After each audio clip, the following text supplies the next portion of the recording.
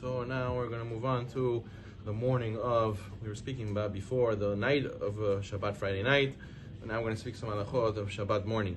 It's very common that people want to make Kiddush in between Shachrit And Mussaf. So the question is this allowed?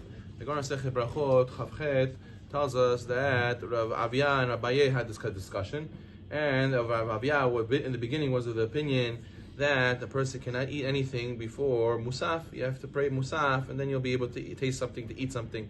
But in conclusion, the Gemara comes out that it'll be permitted to eat something in between Shachrit and Mussaf. However, there's another problem, because you have to do Kiddush before you eat. How can you eat without doing Kiddush?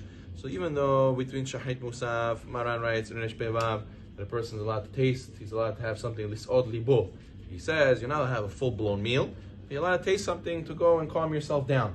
But the problem is you have to do Kiddush. And when you do Kiddush, the Kiddush is only valid Kiddush minkom seudah. So it's a little bit of a contradictory halacha over here. And Shulchan Aruch says in Resh Pevav, between Shachrit and Mussaf, you can't have a meal. Asur to make a meal. But at the same time, you need to do Kiddush minkom seudah. You need to have seudah to make Kiddush minkom, to make Kiddush valid. So therefore, what do we do? If a person wants to eat in between Shachrit and Mussaf, how does he do Kiddush? So the Magen Avraham explains that a person can fulfill Kiddush minkom seudah through the of wine, or through kazayit mezonot, like this, to fulfill according to many opinions, Kiddush minkom seudah, and that's enough. He doesn't have to have bread. Even though some opinion says you have to have bread to do Kiddush minkom seudah, to have the Kiddush in the place of a meal, to make it valid. But here we're relying on the opinions that say mezonot or revit of wine is enough.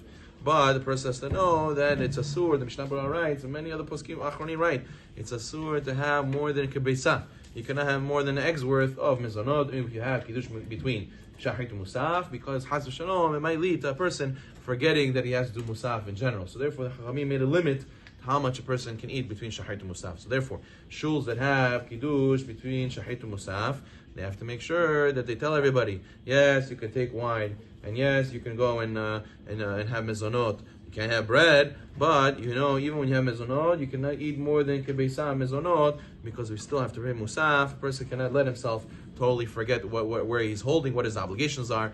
And even the poskim discuss, if you have real wine, let's say a person wants to make Kiddush on real wine, Kohanim who have to do the Birkat Kohanim during Musaf, they have to pay attention to this halacha and make sure that they don't drink wine if they want to do Birkat Kohanim.